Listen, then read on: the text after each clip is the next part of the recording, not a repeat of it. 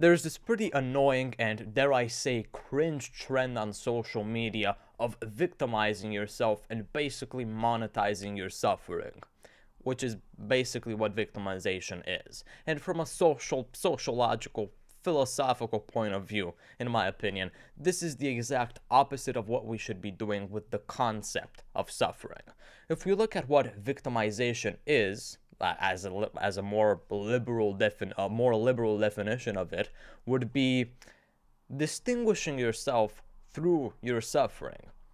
But that's the exact opposite of what we should be doing with human suffering, in my opinion, because suffering is made to unite us. It is made to give us a social thread that we can relate to give us something that we can actually look at in each other and say, yeah, I've been through that too, or I've been through something that has yielded a similar amount level of pain, and I understand you. I understand why you act the way you do. I understand why you fulfill the actions that you're currently fulfilling, and I understand the pain that is motivating your current thoughts and actions in general. That's what suffering is for. It's not made to distinguish ourselves through others in order for personal gain. It is made in order to actually unite us through something. It is the core human experience.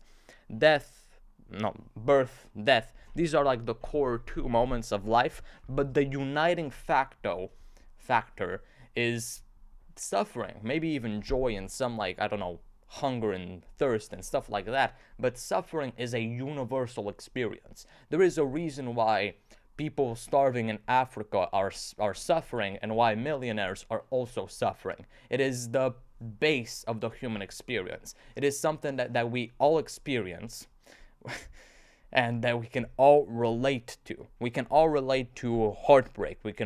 Most people can relate to heartbreak. Most people can relate to the feeling of not feeling good enough. Most people can relate to the feeling of not making enough money, or not having a nice enough body, or I don't know what other multitudes, thousands. Like, there are more reasons to be suffering than there are stars in the universe. And if there are, like, I don't know, if there is an infinite amount of stars, there is an infinite amount of motives of reasons to be suffering. So we could all relate to somebody that's suffering, because we have all been there. We have all suffered because of something.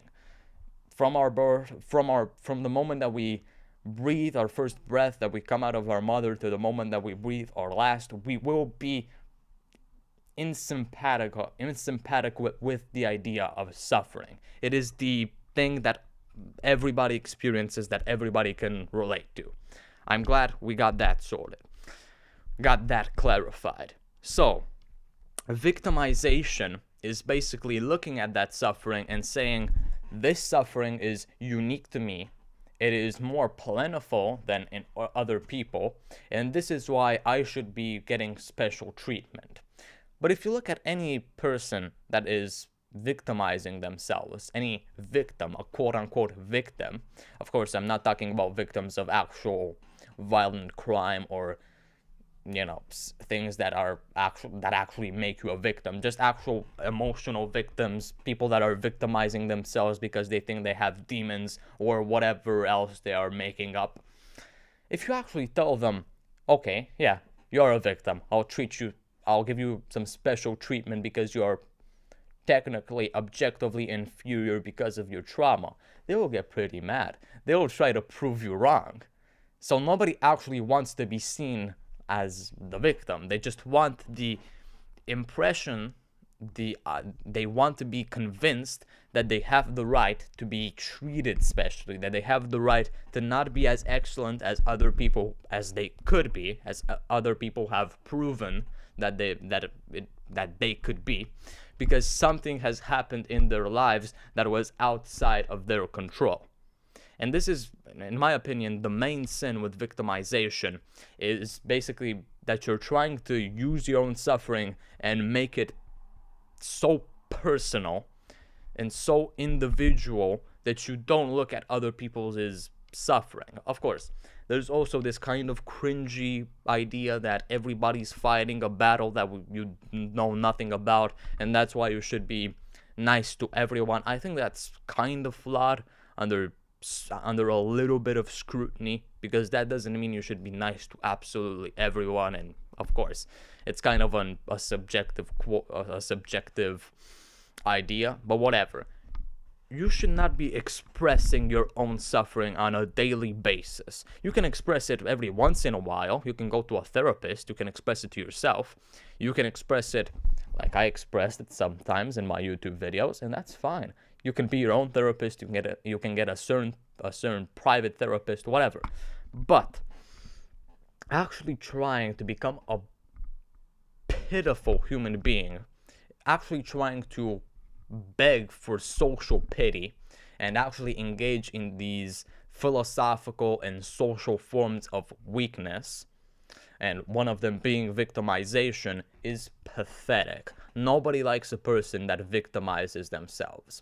And I say this because I've been a quote-unquote victim for most of my life. Now, I'm not going to start victimizing myself in this video, just as I don't want you to victimize yourself in your day-to-day life, because we all think that we have a reason to be victimizing ourselves. That happened when I was a child. That happened 2 minutes ago. That happened 2 months ago. Whatever. It doesn't matter. You don't care about my suffering. I don't care about your suffering. We should all acknowledge that every single person that we see on the street has a story, a battle that we know nothing about. And yeah, of course, that doesn't mean we should be nice to absolutely everyone. If they're really mean to you, you should probably fight back. I don't know, acknowledge the dragon, as Jordan Peterson says. He quotes a children's story, but still, you can find it in 12 Rules for Life. But still, you need to be really, really aware of the fact that you're not the only person that has the right to express their suffering, and the only person that has suffered. Because yeah, every single person that you meet in your day-to-day life has a reason to be suffering, has certain things that are not right in their life. And that doesn't mean that you should be their private therapist or a goddamn psychologist about it, and neither should they be a psychologist for you. You shouldn't be expressing every single pain with every single person that you meet. That makes you a victim. That makes you an unlikable human being, because it makes other people think that there is nothing really that virtuous about you, because that's weakness. I'm not telling you not to be vulnerable, but I'm telling you not to use victimization as something to distinguish yourself from other people. The difference between vulnerability and victimization is that vulnerability is done in order to relate to other people. If I don't want to give any examples, but if, for example, you're in a room with a lot of people that have suffered under a certain regime, person, whatever, and open up about your own suffering under that regime, that person, whatever, you're vulnerable. You're not victimizing yourself. You're vulnerable.